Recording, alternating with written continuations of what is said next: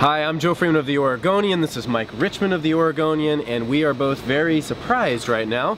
We're at the Moda Center where the Trail Blazers just knocked off the reigning NBA champions, a team that had a 48-4 record entering the game, the best start in NBA history through 52 games. They pummeled them, 137-105 in a performance that was dominant, borderline record-setting, and incredibly fun to watch. An electric atmosphere, as you might imagine, and none gave the crowd more to cheer for than Damian Lillard, who was simply phenomenal. Finished with a career-high 51 points, 1 point off the arena record, 3 points off the franchise scoring record.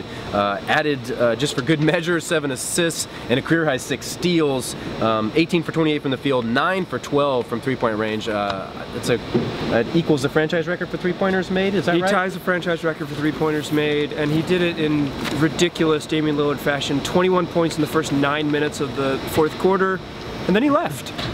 That was it. They were done. It was garbage time with 7 minutes left against the reigning NBA champs.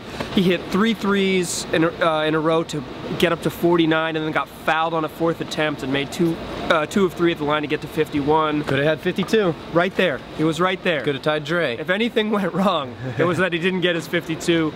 But he was bonkers. And on Steve Kerr probably said it best. He said that Damian Lillard looked like Steph Curry, and as all the times you've seen Steph Curry just overwhelm teams with his outside shooting, that was who Damian Lillard was tonight. He was dominant, he was just an unstoppable force, and he rolled over the best team in the NBA. You ask CJ McCollum, he said we saw angry Dame.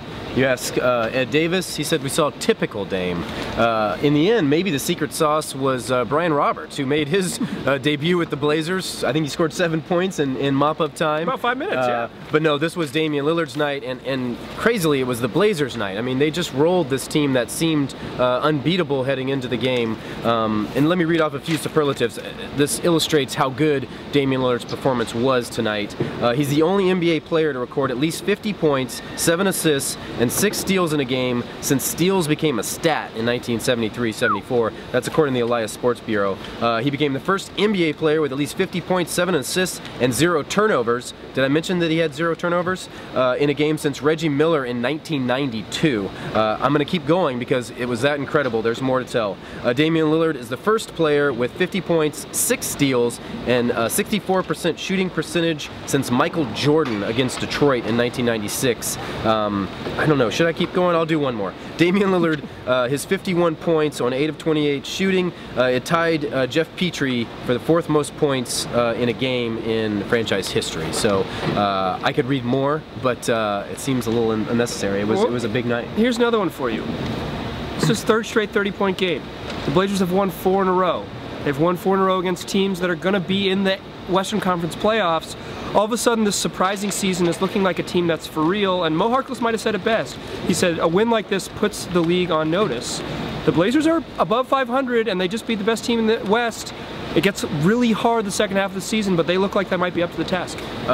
You know, 2 weeks ago when we started thinking maybe this team would make the playoffs and we envisioned a first-round sweep against the Golden State Warriors, how entertaining would that series be? A game that's up and down. One thing that the Blazers did that not a lot of teams can do is they embrace running with the Warriors. Yep. And you saw it early. I think I made a jab to you about they're trying to run on every possession. They're not even worried about playing defense, but their defense was actually pretty good. But they can run up and down with a team like this, and not a lot of teams in the NBA can say that. And scoring 137 points to the best defensive team in the league speaks volumes about what they're capable of. You know, you felt a lot of confidence, you felt a good vibe in the locker room, as you might expect.